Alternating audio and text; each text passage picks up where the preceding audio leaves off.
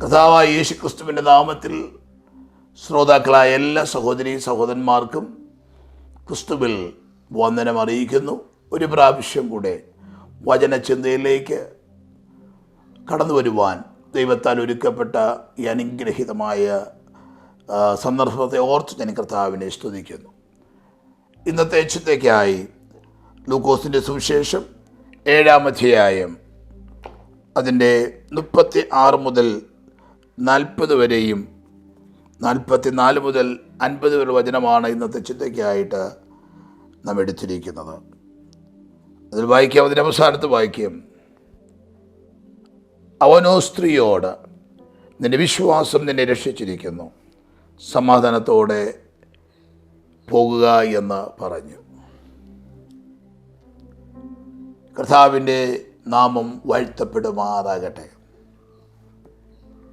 നമ്മുടെ കഴിഞ്ഞ ചില വീഡിയോകളിൽ, മെസ്സേജുകളിൽ നിന്റെ വിശ്വാസം നിന്നെ രക്ഷിച്ചിരിക്കുന്നു എന്ന വിഷയത്തെ ആസ്പദമാക്കി നാം ചിന്തിച്ചു കൊണ്ടിരിക്കുകയാണല്ലോ. കർത്താവായ യേശുക്രിസ്തു ഏകദേശം 4 മേഖലയിൽപ്പെട്ട സമൂഹത്തിൻ്റെ 4 നിലവാരങ്ങളുള്ള വ്യക്തികളോടാണ് നിന്റെ വിശ്വാസം നിന്നെ രക്ഷിച്ചിരിക്കുന്നു എന്ന പ്രസ്താവന പറഞ്ഞത്. കഴിഞ്ഞ പ്രാവശ്യം വഴിയരികിലിരുന്ന കുരുടനായ വ്യക്തിയോട് നിന്റെ വിശ്വാസം നിന്നെ രക്ഷിച്ചിരിക്കുന്നു എന്ന് പറഞ്ഞതും അതിനെക്കുറിച്ച് നാം ചിന്തിക്കുവാനും ഇടയായി. എന്നാൽ ഇന്നത്തെ ദിവസം പട്ടണത്തിൽ പാപിയായ ഒരു സ്ത്രീ, ആ സ്ത്രീയോട് യേശു പറയുന്ന വാക്കാണ്, നിന്റെ വിശ്വാസം നിന്നെ രക്ഷിച്ചിരിക്കുന്നു. ഏത് സന്ദർഭത്തിലാണ് നിന്റെ വിശ്വാസം നിന്നെ രക്ഷിച്ചിരിക്കുന്നു എന്ന് യേശു ഇവിടെ പറയുന്നത്? യേശുവും ശിഷ്യന്മാരും തൻ്റെ ശുശ്രൂഷയുടെ നടുവിൽ തന്നോടൊപ്പം ശുശ്രൂഷ കാണുവാനും കേൾക്കുവാനും സമൂഹത്തിൻ്റെ വിവിധ തുറകളുള്ള വ്യക്തികൾ കൂടെ സഞ്ചരിക്കുന്നത് പതിവായിരുന്നു. യേശുവിനെ കാണാൻ വേണ്ടി ചിലർ കൂടി വരുന്നുണ്ടായിരുന്നു. മറ്റു ചിലർ യേശുവിൽ നിന്ന് സൗഖ്യം ലഭ്യമാകാനും യേശു സൗഖ്യപ്പെടുത്തുന്ന രീതികൾ കാണാനും കൂടെ സഞ്ചരിച്ചവരുണ്ടായിരുന്നു. മറ്റു ചിലരാകട്ടെ യേശുവിൻ്റെ ഉപദേശം കേൾക്കുവാനും യേശുവിൻ്റെ പഠിപ്പിക്കലുകൾ കേൾക്കുവാനും വേണ്ടി മാത്രം യേശുവിനെ പിൻഗമിച്ചവരുമുണ്ട്. എന്നാൽ മറ്റൊരു കൂട്ടരാണെങ്കിൽ യേശുവിൻ്റെ പ്രവൃത്തികളെ വിമർശിക്കുവാനും യേശുവിൻ്റെ ശുശ്രൂഷകളെ അതിലെ കുറ്റം കണ്ടെത്തുവാനും യേശുവിൻ്റെ കൂടെ സഞ്ചരിച്ച് അനേകരുണ്ടായിരുന്നു. പരീശന്മാരുണ്ട്, ശാസ്ത്രിമാരുണ്ട്. അതിലൊരു പരീശൻ യേശുവിനെ തൻ്റെ ഭവനത്തിൽ ഭക്ഷണം കഴിക്കുവാനായി തന്നെ ക്ഷണിച്ചു. അങ്ങനെ ഭക്ഷണത്തിനായിട്ട് ആ പരീശൻ്റെ ക്ഷണം സ്വീകരിച്ച് യേശുവും ശിഷ്യന്മാരും പരീശൻ്റെ ഭവനത്തിലെത്തി ഭക്ഷണം കഴിക്കുവാൻ തുടങ്ങുകയാണ്. എന്നാൽ താൻ ഭക്ഷിക്കുവാനിരിക്കുമ്പോൾ കണ്ട ഒരു കാഴ്ച, തൻ്റെ അരികിൽ ആ പട്ടണത്തിലെ പാപിയായ ഒരു സ്ത്രീയും ആ പരീശൻ്റെ ഭവനത്തിൽ വരിക മാത്രമല്ല, യേശുവിൻ്റെ അരികിൽ വന്ന് നിൽക്കുന്നു. യേശുവിൻ്റെ അരികിൽ വന്ന് നിൽക്കുക മാത്രമല്ല, അവൾ ഹൃദയം വിങ്ങിപ്പൊട്ടി കണ്ണുനീരോടെ യേശുവിൻ്റെ പാദപീഠത്തിൽ യേശുവിൻ്റെ പാദത്തെ നനച്ചുകൊണ്ട് ഇരിക്കുന്ന ഈ സഹോദരി നമുക്ക് കാണുവാനായി സാധിക്കുന്നു. ശ്രദ്ധിക്കണം, നിരവധി ചിന്തകളും ആശയങ്ങളൊക്കെ അന്തർലീനമായിരിക്കുന്ന ഒരു ഭാഗമാണ് നാം വായിച്ചത്. ഏത് കാലത്തും നമ്മുടെ സമൂഹങ്ങളിൽ ഇങ്ങനെയുള്ള വ്യക്തികൾ, ഒറ്റപ്പെട്ടവർ ഉണ്ടായിട്ടുണ്ട്. ഈ സ്ത്രീയുടെ പേര് പറഞ്ഞിട്ടില്ല എങ്കിലും പാപിയായ സ്ത്രീ എന്നാണ് നമുക്കിവിടെ വായിക്കാനായി കഴിയുന്നത്. പട്ടണത്തിൽ പാപിയായ സ്ത്രീ. എന്താണ് പാപം എന്ന് പറഞ്ഞാൽ? ഇന്ന് പാപമെന്ന ഒരു കാര്യമില്ല എന്ന് ചിന്തിക്കുന്ന, പഠിപ്പിക്കുന്ന ലോകത്താണ് നാം ഓരോരുത്തരും ജീവിക്കുന്നത്. എന്നാൽ ദൈവവചനം പറയുന്നു പാപമുണ്ട്. എന്താണ് പാപം? വിശുദ്ധ വേദപുസ്തകം പറയുന്നു എല്ലാ തെറ്റുകളും പാപം തന്നെയാണ്. തെറ്റെല്ലാം പാപത്തിൻ്റെ അനുഭവമുള്ളതാണ്. അപ്പോൾ പാപം എന്ന് പറയുന്നാൽ ഒന്നുകൂടെ സദൃശവാക്യത്തിൽ പറയുന്നു ദൈവം വെറുക്കുന്നതെല്ലാം പാപമാണ്.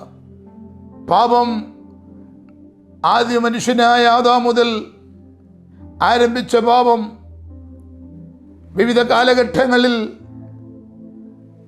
കാലമിത്രയുമായിട്ടും ആ പാപമെന്ന നിലയിൽ നിലനിൽക്കുമ്പോൾ ആധുനിക ലോകത്ത് പലരും പറയാറുണ്ട്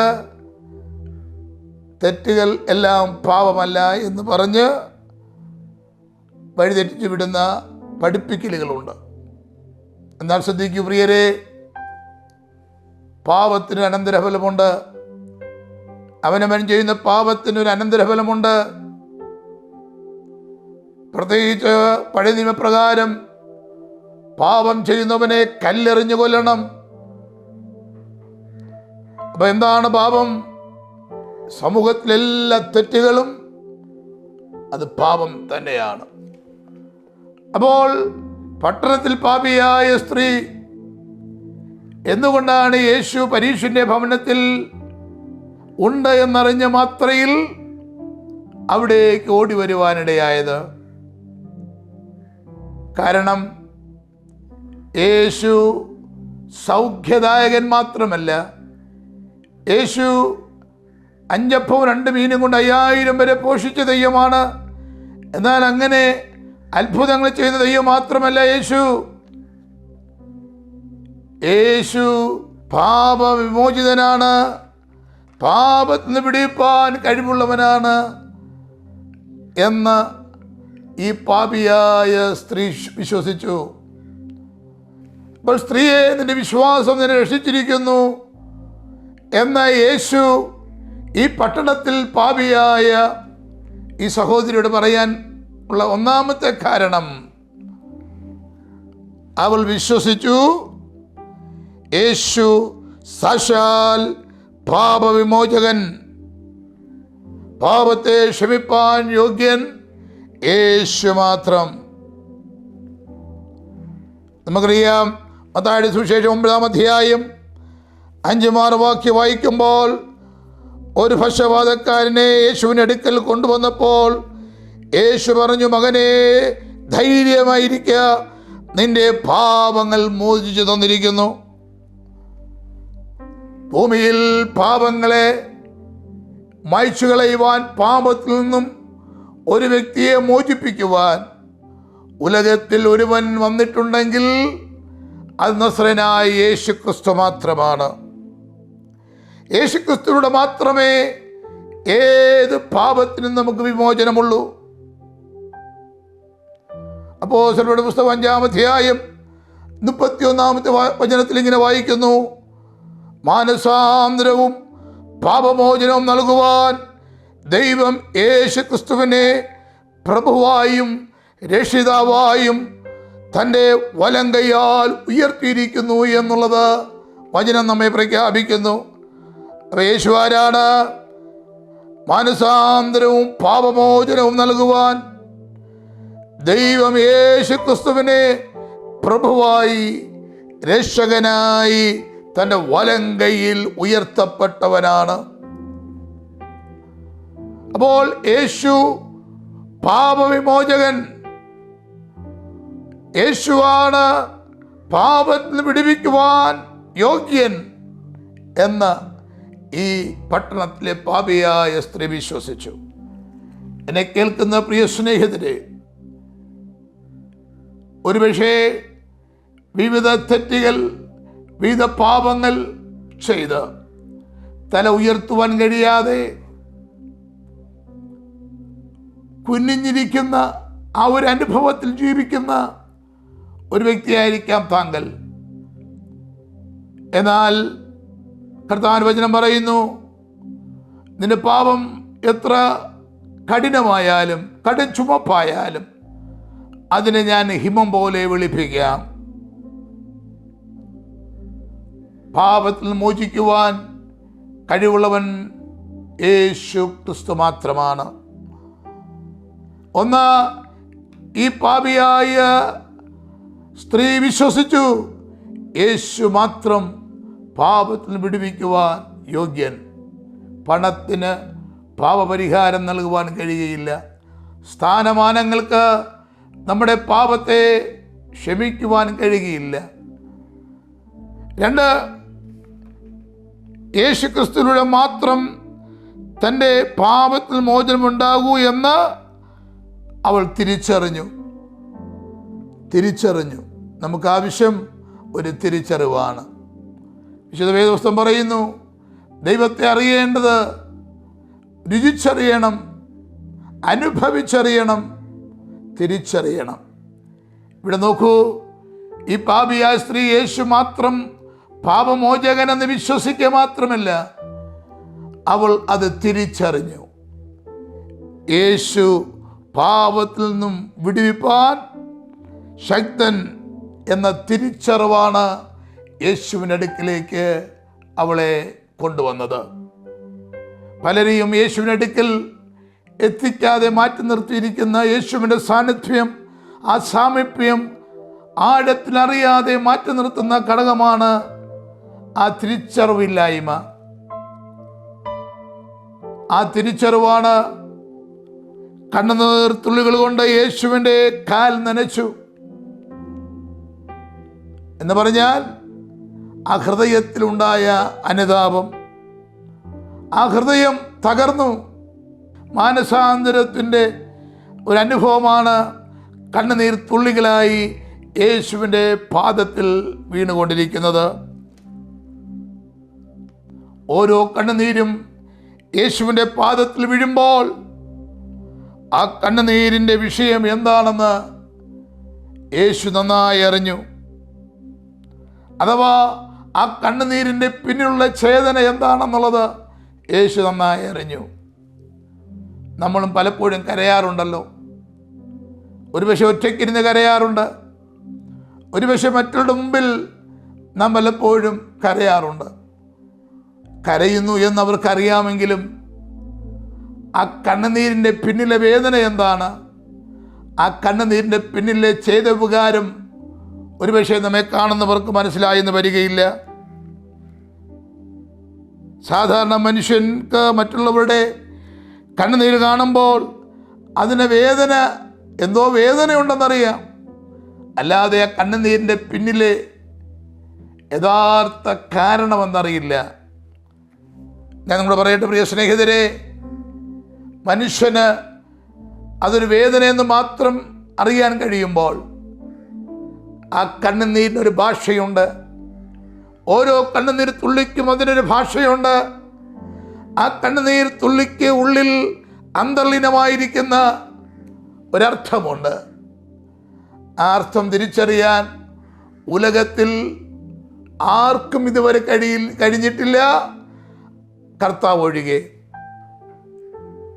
ഒരു മനുഷ്യൻ്റെ ശരീരത്തിലെ രോഗം നിർണയിക്കണമെങ്കിൽ ഒരു തുള്ളി രക്തമുണ്ടെങ്കിൽ അല്പം രക്തമെടുത്താൽ ആ മനുഷ്യൻ്റെ ഹൃദയത്തിലെ, മനുഷ്യൻ്റെ ശരീരത്തിൽ ഉള്ള ഏത് രോഗത്തെയും കണ്ടുപിടിക്കുവാനും മനസ്സിലാക്കുവാനും കഴിയും. ശാസ്ത്രം അത്രമാത്രം ഡെവലപ്പായി കഴിഞ്ഞിട്ടുണ്ട്. ഒരു മനുഷ്യന് ഹാർട്ട് അറ്റാക്ക് വരാൻ സാധ്യതയുണ്ടോ? കിഡ്നി ഫെയിലിയർ ആയിട്ടുണ്ടോ, ഇല്ല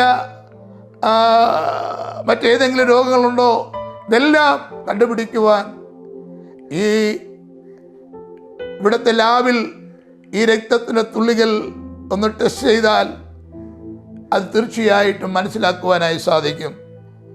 എന്നാൽ മനുഷ്യൻ്റെ കണ്ണുനീര് കൊണ്ട് ഏതെങ്കിലും ലാബിൽ ടെസ്റ്റ് ചെയ്താൽ അതിൻ്റെ ചേതോവികാരം മനസ്സിലാക്കുവാൻ കഴിയുകയില്ല. എന്നാൽ ഒരു കാര്യം പറയാം, ഒരിടം മാത്രമേ ഉള്ളൂ. നിന്റെ കണ്ണുനീരിൻ്റെ അകത്തുള്ള വേദന എന്താകുന്നു, കണ്ണുനീരിൻ്റെ ഭാരം എന്താണെന്ന് നിന്റെ കൂടപ്പിറപ്പിനോ ഒരുപക്ഷെ മാതാവിനോ പിതാവിനോ കൂട്ടുകാർക്കോ സ്നേഹിതർക്കോ ഒന്നും കഴിഞ്ഞില്ല എന്ന് വന്നേക്കാം. എന്നാൽ ഒരു കാര്യം പറയാം, കണ്ണുനീരിൻ്റെ വേദന എന്തെന്ന് അറിയുന്ന ഒരേ ഒരു ഇടം, അത് സ്വർഗമാണ്, അത് കർത്താവായ യേശു ക്രിസ്തുവാണ്. ഞാൻ ഇന്നിവിടെ ഇത് പറയുമ്പോൾ, ഈ വചനം ശുശ്രൂഷിക്കുമ്പോൾ എൻ്റെ പ്രിയ സ്നേഹിതരോട് പറയട്ടെ, നിങ്ങൾ പല വിഷയങ്ങളിൽ കണ്ണുനീരോടെ ആയിരിക്കുന്ന വ്യക്തിയായിരിക്കാം. ഒരു വിഷയം കണ്ണുനീരിൻ്റെ പിന്നിലെ കാരണം രോഗമായിരിക്കാം. ചിലപ്പോൾ കണ്ണുനീരിൻ്റെ പിന്നിലെ കാരണം സാമ്പത്തിക ബാധ്യതകളായിരിക്കാം, കടബാധ്യതകളായിരിക്കാം. ചിലപ്പോൾ നിങ്ങളുടെ ഭവനം ജപ്തി ചെയ്യുന്ന കാരണമായിരിക്കാം ആ കണ്ണുനീരിൻ്റെ പിന്നിലെ രഹസ്യം. ഇല്ല, നിങ്ങളുടെ തലമുറ വഴിപിഴച്ച് തലമുറകൾ മദ്യത്തിനും ലഹരിക്കും അടിമപ്പെട്ട് ഭാവി നഷ്ടപ്പെട്ടുകൊണ്ടിരിക്കുന്നതിൻ്റെ കണ്ണുനീരായിരിക്കാം. ഈ കണ്ണുനീര് ഏതെന്ന് മനുഷ്യർക്കറിയില്ല എങ്കിലും അറിയുന്നൊരു സ്വർഗമുണ്ട്.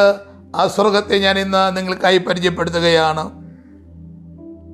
3, യേശു പാപത്തിൽ നിന്ന് വിടുവിപ്പാൻ ശക്തൻ, യോഗ്യൻ, യേശു മാത്രം പാപവിമോചകൻ എന്ന് ഈ പട്ടണത്തിലെ പാപിയായ സ്ത്രീ വിശ്വസിച്ചു. 2, അവൾ യേശുവിൻ്റെ അരികിൽ വന്ന് നിൽക്കുക മാത്രമല്ല, അനുതാപത്തോടെ അവൾ യേശുവിൻ്റെ കാൽ കണ്ണുനീർ കൊണ്ട് നനയ്ക്കുകയാണ്.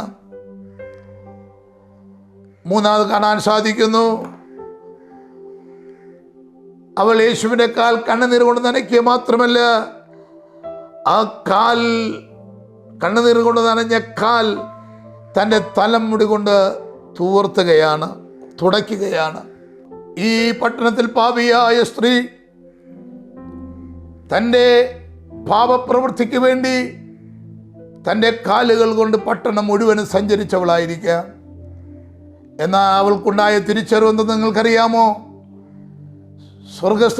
സ്വർഗീയനായ കർത്താവ് ഈ ഭൂമിയിൽ വന്ന് ഈ പട്ടണം മുഴുവനും ഈ മരുഭൂമിയിലൊക്കെ തൻ്റെ പാദം കൊണ്ട് നടക്കുമ്പോൾ അത് പാപികളായ മനുഷ്യൻ്റെ പാപപരിഹാരത്തിനായി ഈ പരിശുദ്ധനായ ദൈവത്തിൻ്റെ പാദങ്ങൾ സമർപ്പിക്കപ്പെട്ടു. ഈ പരിശുദ്ധനായ കർത്താവിൻ്റെ പാദങ്ങൾ പാപികൾക്ക് വേണ്ടി സമർപ്പിക്കപ്പെട്ടു എന്നൊരു കാഴ്ചപ്പാടായിരിക്കാം ഇവൾ യേശുവിൻ്റെ അക്കാലിൽ തൻ്റെ കണ്ണുനീർ കൊണ്ട് നനയ്ക്കുകയും തുടയ്ക്കുകയും ആ പാദം ചുംബിക്കുവാനും ഇടയായത്. ഒരു കാര്യം പറയാം, ഇതിങ്ങനെ നടക്കുമ്പോൾ ആ പരീശന് തൻ്റെ ഹൃദയത്തിൽ വന്ന ചിന്തയുണ്ട്,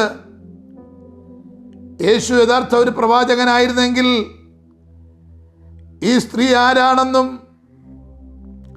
ഈ സ്ത്രീ എന്താണെന്നും മനസ്സിലാക്കി അതിനനുവദിക്കില്ലായിരുന്നു എന്ന് ചിന്തിച്ചു കൊണ്ടിരിക്കുമ്പോഴും യേശു അവൻ്റെ ഹൃദയത്തിലെ ചിന്തകൾ മനസ്സിലാക്കി. പ്രിയപ്പെട്ടവരെ, യേശുവിൻ്റെ കാൽ പാപത്തിൻ്റെ പരിഹാരത്തിനായി പാപികൾക്ക് വേണ്ടി ചില ദിവസം കഴിയുമ്പോൾ തറയ്ക്കപ്പെടേണ്ടതാണ് എന്ന കാഴ്ചപ്പാട് അവൾക്ക് ലഭിച്ചിട്ടുണ്ട്. പരിശുദ്ധനായ യേശുവിൻ്റെ കാൽ അവൾ കണ്ണുനീർ കൊണ്ട് നനച്ച് തുടയ്ക്കുക മാത്രമല്ല ചെയ്തത്, ആ പരിശുദ്ധമായ കാലുകളെ ചുംബിച്ചു. ആ ചുംബനം യേശുനാഥനായ പാപവിമോചകനായ യേശുവിനോടുള്ള തൻ്റെ ഹൃദയത്തിൽ നിന്നുള്ള സ്നേഹവും ആ ഹൃദയത്തിൽ നിന്നുള്ളതായ ആ വേദനയുമാണ്. നാലാമതായി കാണുവാൻ കഴിയുന്നു, യേശുവിൻ്റെ അടുക്കൽ അവൾ വന്നത് ഒരു വെങ്കൽ ഭരണിയിൽ നിറച്ച് തൈലവുമായിട്ടാണ് വന്നത്. വെങ്കൽ ഭരണി എന്നാൽ വിലയേറിയ മാർബിൾ കൊണ്ട് ഉണ്ടാക്കപ്പെട്ടതാണ് ഈ വെങ്കൽ ഭരണി എന്ന് പറയുന്നത്. ഒരിക്കൽ ഈ ഭരണിയിൽ ഈ വിലയേറിയ തൈലം സൂക്ഷിച്ചു കഴിഞ്ഞാൽ അത് പ്രത്യേക ചില കാര്യങ്ങൾക്ക് വേണ്ടി മാത്രമാണ് ഉപയോഗിക്കുന്നത്. ഒരിക്കൽ അത് തകർത്താൽ പിന്നെ അത് ഉപയോഗിക്കാൻ കഴിയുകയില്ല. ബൈബിൾ പറയുന്നത് ഏകദേശം 300 വെള്ളിക്കാശ് വിലയുണ്ടെന്നാണ്. അന്നത്തെ ഒരു ജോലിക്ക് ഒരു ദിവസം പോയാൽ ലഭിക്കുന്ന വെറും 2 വെള്ളിക്കാശാണ്. എങ്കിൽ ഏകദേശം 150 ദിവസം, ഏകദേശം 5-6 മാസത്തോളം താൻ അധ്വാനിച്ച അധ്വാനത്തിൻ്റെ ഫലമാണ് ഇത്, വിലയേറിയ തൈലം. ഈ തൈലം കൊണ്ടുവരിക മാത്രമല്ല, യേശുവിൻ്റെ കാൽക്കൽ ഒഴിച്ചു എന്ന വചനം നമ്മെ പഠിപ്പിക്കുന്നു. പ്രിയരെ, എന്തുകൊണ്ടാണ് അവളത് ഒഴിച്ചത്? യേശു പാപ വിമോചകൻ. യേശുവിന് മാത്രമേ പാപങ്ങളെ മോചിക്കുവാൻ കഴിയുകയുള്ളൂ എന്നവൾ ഹൃദയം കൊണ്ട് വിശ്വസിച്ചു. ഒരുപക്ഷേ പരീക്ഷനും മറ്റുള്ളവരും അവൾ ചെയ്ത പ്രവൃത്തി അംഗീകരിച്ചില്ല എന്ന് വന്നേക്കാം. എന്നാൽ യേശു അവളോട് പറയുന്നു, സ്ത്രീയെ, നിന്റെ വിശ്വാസം നിന്നെ രക്ഷിച്ചിരിക്കുന്നു, സമാധാനത്തോടെ പോയിക്കൊള്ളുക. എന്തായിരുന്നു അവളുടെ വിശ്വാസം? യേശു പാപത്തിൽ നിന്ന് മോചിക്കുവാൻ ശക്തൻ. കണ്ണുനീരോടെ യേശുവിൻ്റെ അടുക്കൽ വന്നാൽ യേശു പാപങ്ങൾക്ക് മോചനം നൽകുമെന്ന് വിശ്വസിച്ചു. എന്നെ ശ്രദ്ധിക്കുന്ന പ്രിയ സഹോദരങ്ങളെ, നിന്റെ പാപം എത്ര കടും ചുമപ്പായിരുന്നാലും, നീ ഒരു പക്ഷേ മനുഷ്യർക്ക് ഒരിക്കലും അംഗീകരിക്കാത്ത പാപങ്ങൾ ചെയ്തു കൂട്ടിയ വ്യക്തിയായിരിക്കാം. യേശു പറയുന്നു, മനസ്തപിക്കുവാൻ, അനുതപിക്കുവാൻ ഒരു ഹൃദയം നിനക്കുണ്ടെങ്കിൽ, നിന്റെ ഹൃദയം എൻ്റെ സെൽ പകരുവാൻ നിനക്ക് കഴിയുമെങ്കിൽ, ഞാൻ നിന്റെ പാപങ്ങൾക്ക് വേണ്ടിയാണ് കൽവറിയിൽ മരിച്ചത്. 3 ആണികളാൽ 2 കല്ലുമാട നടുവിൽ യേശു അവസാനത്തിൽ രക്തം വരെയും നൽകിയത്, സഹോദര സഹോദരി, നിന്റെയും എൻ്റെയും പാപപരിഹാരത്തിന് വേണ്ടിയാണ്. അങ്ങനെ ആ വിശ്വാസത്തോടുകൂടി യേശു ഇരുന്നിടത്തേക്ക് ഓടി വന്ന ആ പട്ടണത്തിൽ പാപിയായ സ്ത്രീയോട് യേശു പറയുന്നു, സ്ത്രീയെ, നിന്റെ വിശ്വാസം നിന്നെ രക്ഷിച്ചിരിക്കുന്നു. ഇല്ല, ഞാൻ ചെയ്തു കൂട്ടിയ പാപങ്ങൾക്ക് മോചനം നൽകാൻ, പാപം ക്ഷമിക്കുവാൻ ഉലകത്തിൽ ആർക്കും കഴിയുകയില്ല. ഒരുപക്ഷെ ശരിയായിരിക്കാം, ഈ ലോകത്തിലെ മനുഷ്യർക്ക് കഴിയില്ല എന്ന് വന്നേക്കാം. എന്നാൽ ഞാൻ പരിചയപ്പെടുത്തുന്ന യേശുനാഥൻ, നിന്റെ പാപം എത്ര കടുംചുമപ്പായിരുന്നാലും, എത്ര വലിയ പാപങ്ങൾ തെറ്റുകൾ ചെയ്ത വ്യക്തിയായാലും, കരുണാമയനായ യേശുവേ, നിന്റെ രക്തം എനിക്കും കൂടെ വേണ്ടിയാണ്, എൻ്റെ പാപത്തിൻ്റെ പരിഹാരത്തിനും കൂടെ വേണ്ടിയാണ് എന്ന് വിശ്വസിച്ചാൽ നിനക്ക് ദൈവം പാപക്ഷമ മാത്രമല്ല, വിശ്വസിച്ച് നിനക്ക് വേണ്ടി നിത്യജീവൻ നൽകുവാൻ കർത്താവ് വിശ്വസ്തനാണ്. നമുക്കൊരു നിമിഷം പ്രാർത്ഥിക്കാം. ഈ സന്ദേശം കേൾക്കുന്ന ആരെങ്കിലും ജീവിതത്തിൽ പാപം കൊണ്ട് കുറ്റബോധത്താലായിരിക്കുന്നുവെങ്കിൽ, ആ പാപം ഇറക്കി വെക്കുവാൻ ഒരിടം കർത്താവ് നിങ്ങൾക്കായി ഒരുക്കുന്നു. ഇരിക്കുന്നിടത്ത് ഇരുന്നു കൊണ്ട് പ്രാർത്ഥിക്കുവാൻ നീ തയ്യാറാകുമെങ്കിൽ, പാപങ്ങൾ ക്ഷമിക്കുന്ന ഒരു കർത്താവ് നിൻ്റെ അടുക്കലുണ്ട്. കർത്താവേ, സ്വർഗീയ നല്ല പിതാവേ, ഈ നല്ല നിമിഷങ്ങൾക്കായി സ്തോത്രം ചെയ്യുന്നു. വിശേഷാൽ അമേൻ അതേ പട്ടണത്തിൽ പാപിയായ സ്ത്രീയോട് പറഞ്ഞു, നിന്റെ വിശ്വാസം നിന്നെ രക്ഷിച്ചിരിക്കുന്നു. യേശു പാപവിമോചകനാണെന്നും യേശുവിനാൽ പാപത്തെ ക്ഷമിക്കുവാൻ കഴിയുമെന്ന് വിശ്വസിച്ച് യേശുവിൻ്റെ അടുക്കൽ വന്നു. യേശുവോടെ പാപത്തെ മോചിപ്പിച്ചതുപോലെ ഇന്ന് പാപത്തിൻ്റെ ആ കുറ്റബോധത്തിലായിരിക്കുന്ന ആരെങ്കിലും ഈ വചനം കേൾക്കുന്നുണ്ടെങ്കിൽ, പാപത്തെ രക്ഷിപ്പാൻ കഴിവുള്ള കർത്താവിനെ സ്വീകരിപ്പാൻ, ആ കർത്താവിനുടെ ഹൃദയം സമർപ്പിക്കുവാൻ കർത്താവ് ഓരോരുത്തരെയും ഒരുക്കണമേ എന്ന് പ്രാർത്ഥിക്കുന്നു.